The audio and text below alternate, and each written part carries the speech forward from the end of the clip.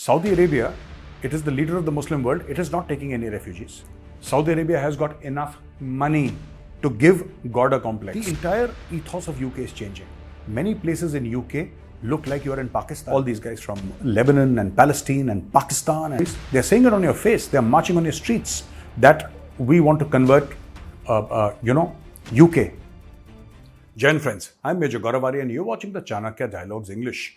Like this video, subscribe to our channel and don't forget to press the bell icon. Friends, you know UK's Rwanda policy, in which UK said that all illegal immigrants, we will filter them, we will identify them, we will detain them, and we will send them to Rwanda. Rwanda is obviously, as you know, a country in Africa. And it is deemed to be a country where these illegal immigrants will be safe, because all these guys who are illegal, right? All of them, I mean, a vast majority, if not all, 99% of them, would claim political asylum in the UK. And I'm talking only about UK. All of them claim political asylum in the United States or Canada or Australia and New Zealand. All the countries that have money, all the countries that are white, that are majority Christian, that are perceived to be Western countries, that are rich. So everybody is going to go there. Everybody. And they will claim victimhood. So let me tell you first, and then I'll analyze this. So what has happened is that there is an agency, or there is an organization called Asylum Aid. They have mounted a legal challenge to this policy of sending illegal immigrants to Rwanda. And they're saying that it's a human rights group, and it says that officially filed a legal challenge against UK's policy. Target of the challenge is Home Office Safety of Rwanda Guidance. High Court claimed the claim has been filed in the High Court, questioning the safety and suitability of Rwanda as a destination for asylum seekers. And Asylum Aid has previously indicated its intention to file this legal challenge. And, you know, the UK has said that we would pay £20,000 per individual to Rwanda. And they have made a one-off payment of £120 million to boost the country's economy. We're talking about Rwanda here. And they said that, even after 1st January 2022, anybody comes, even from a safe country like France, he'll be sent to Rwanda, etc., etc. And the BBC Home and Legal correspondent Dominic Casciani said that when the legislation was approved by the Parliament on 22nd April, there were 52,000 asylum seekers who could potentially be sent to Rwanda. So the group is around 52,000. Now here is the problem. First of all, Asylum Aid is saying, is Rwanda a safe country? First of all, it's not your problem whether Rwanda is a safe country or not, and who will ascertain whether it's a safe country or not? Is Asylum Aid going to ascertain that Rwanda or XYZ country is safe or not? This is a legally elected government. This is the UK that you're talking about. It's a democracy. And if the government of UK, after all its investigations and after all its, thoroughness of doing a professional job, have decided that Rwanda is the place where these people should go, why should organizations or human rights organizations like, Asylum Aid, this is a racket. Friends, I'm telling you, this is a racket. People from other countries who want to immigrate to Western countries. Friends, 99% of the people who claim political asylum will say stuff like, we are being persecuted in our home countries. And there are many people who say, we are of a certain sexual orientation and our home country is, I want to marry somebody from, they will say that, there is a caste issue if it's in India, or there is a religion issue if it's Pakistan, or some issue or the other, and they will claim citizenship of another country. I don't understand this at all. Why is this the UK's problem? You have to understand. First of all, these people are criminals. Who is a criminal? A person who has broken the law is a criminal. If it is proved that you have broken the law, you're a criminal. So I don't understand it. See, it does not matter what your, okay, maybe I need money. I'm undergoing financial distress and I need money. Is it okay for me to rob a bank because I'm in financial distress? Because if I rob a bank, I would have been breaking the law. Is it okay for me to rob a jewelry store or rob a store or rob any person on the street just because I'm undergoing financial distress? Will that be okay? No. It's not okay. It's a crime. I'm breaking the law. Therefore, my actions would be deemed to be that of a criminal. I thought it was pretty straightforward. So people who enter the UK by breaking the law, by faking papers, and it does not matter whether they fake papers or not, they have not come through the legal route, which means they've come through the illegal route, so they're criminals. Whatever their motivations are, they've broken the law, they're criminals. Now, this whole sob story, you see the entire, I'm not against immigration. Let me tell you, whether it's to the UK or whether it's to the US, I'm not against immigration. I'm just saying that you want to go to UK. You cannot start a relationship based on a lie. That is what I'm against. You want to tell a country, and when I'm saying you, I mean the people who illegally immigrate to various countries. I don't understand this concept at all. And I don't blame the illegal immigrants. I blame UK. I blame the government of UK. With this kind of soft approach, you already have so many problems with illegal immigrants in UK, especially those who come from radical Islamist countries.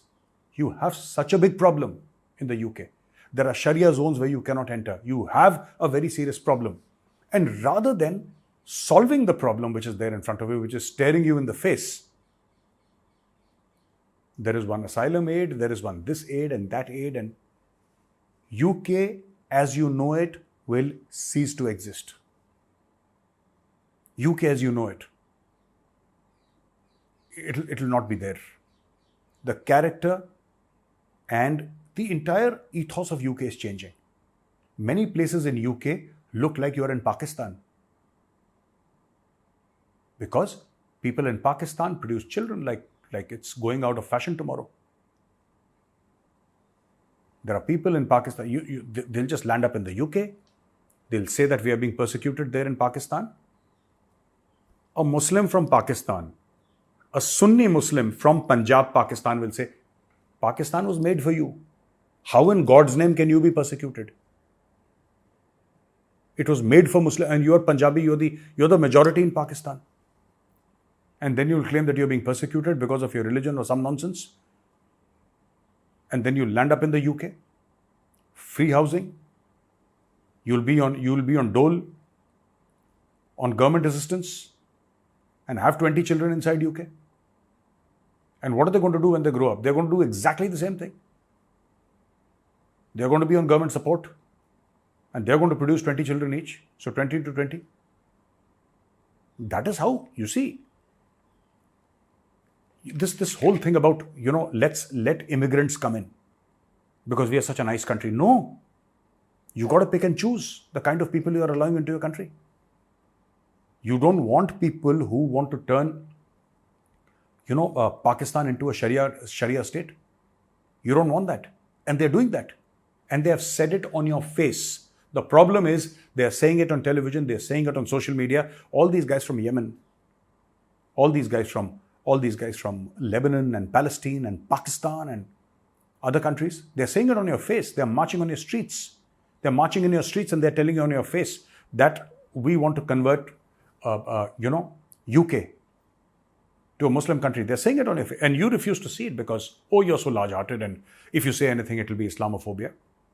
Your police is useless. The UK police, absolutely useless. You're so scared of being called racist. I don't know what's wrong with you guys. I can only assume that you guys don't love the UK. I don't think there are any British who is of this thought and orientation. I think he does not or she does not love Britain. What you need is a very strong right-wing government in the UK. You need an extremely strong right-wing government which will stand up for the people. And I'm saying I'm not against immigration. I'm against people breaking the law. I'm against a relationship starting off with a lie. Don't do that. And so, the outcome of this legal challenge could impact the future of UK's asylum policies and its international obligations regarding the treatment of refugees. This whole thing about international treatment of refugees and asylum seekers, I don't know why the West has brought it upon itself. Saudi Arabia, it is the leader of the Muslim world. It is not taking any refugees. Saudi Arabia has got enough money to give God a complex. Saudi Arabia is not taking in any refugees. They said, no, I'm sorry, it's not our fault. It's not our doing. We'll not do anything like that. The UAE is not doing it. In fact, I would suggest to the UK Home Office that if you want to take people from Muslim countries, why don't you take people from the UAE? They're good people, they're hardworking people, they're Muslims. They're qualified people.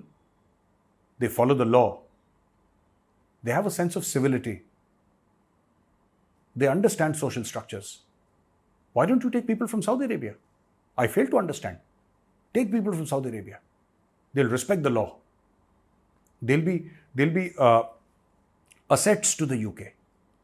The problem is that you're taking people from rubbish countries like Yemen and Syria and Lebanon and Palestine and Pakistan. That is why your country is going to the dogs. Morocco. And once again, why would anybody want Pakistanis? I don't understand. And this is not any sort of hate. This is not any sort of hate. I'm just being logical. Why in God's name would you take people from countries that have inherent instability, inherent racial bias, inherent religious bias, and then expect people from these countries to be somehow plural and understanding of other race and cultures as soon as they enter the UK? How is that possible?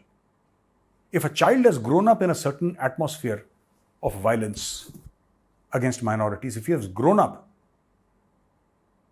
this reminds me, there's a movement going on in the US and I think also the UK about gay people and all that, and queers for Palestine or something like that. Some nonsense, queers for Palestine. These guys don't even know what's happening. If you land up in Palestine, they'll throw you off the roof. They hate you.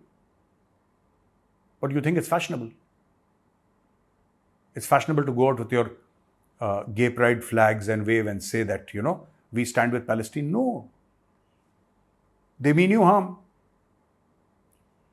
And if there is one country in that immediate surrounding in which you can flourish, in which your rights will be upheld, that, I'm sorry if you don't like the answer, but that is Israel. That is the only country. There is some serious mental disorder with all these human rights groups. Serious mental disorder, I'm telling you. Now, let us say they, if the Supreme Court takes cognizance of their petition and says that, okay, we are upturning this, or we are removing this law and we are saying that the Rwanda law does not hold good and you can't send refugees to Rwanda, then what will happen? Then God bless the United Kingdom, because you will have rubbish coming in from all these countries and very soon their population is going to become larger than the original inhabitants of England. And then you can say thank you to your freedom, you can say thank you to elections, you can say thank you to your pubs, your way of life. They will shut down everything. And then they will make UK exactly like their home countries. It'll just be a colder version of Pakistan. That's all. That's your future if you don't wake up today. We have one question only in English. This is Prajwal Kini. Ram Ram Major Sahab, Ram Ram Prajwal ji. Currently, there is a lot of tension among the Chinese people, which the Chinese government is suppressing, and a situation of civil rights going on in nearly 13 cities. As you have mentioned in some event that Chinese are not scared of weapons, but their own people. So currently, the same situation going on in Chinese citizens are protesting for democracy. Could you please make a video covering this topic? Jai Hind, Jai Bharat. Prajwal Kini ji, thank you very much for your question, but I don't know about this rioting going on in 13 Chinese cities. And it's very difficult to make videos on China simply because nothing gets out of China. There is this huge bamboo curtain here. I mean, in the sense that it's called a bamboo curtain for some reason. But there is this firewall around China. It's very difficult. I have not heard of these. I have not heard of any mainstream newspaper covering it or mainstream television channel covering it. And unless I find absolute proof, I don't take it up on the Chanakya Dialogues English, Hindi or Majorly Right. Unless there is a credible mainstream media house covering it, I don't take it up at all. And I have not found any evidence of any mainstream media house carrying this thing. If you have something which we have missed out, we'll be very happy to cover it, and I'll be grateful. I'll personally cover it. Send it to us, and we'll be happy to, cover this. Just tag us on Twitter, tag Chanakya Forum on Twitter, send it to us and we'll try and cover it. So ladies and gentlemen, thank you very much for watching this video. And if you like this video, press the like button, subscribe to our channel. Don't forget to press the bell icon. Jai Hind, Vande Mataram, Bharat Mata Ki Jai.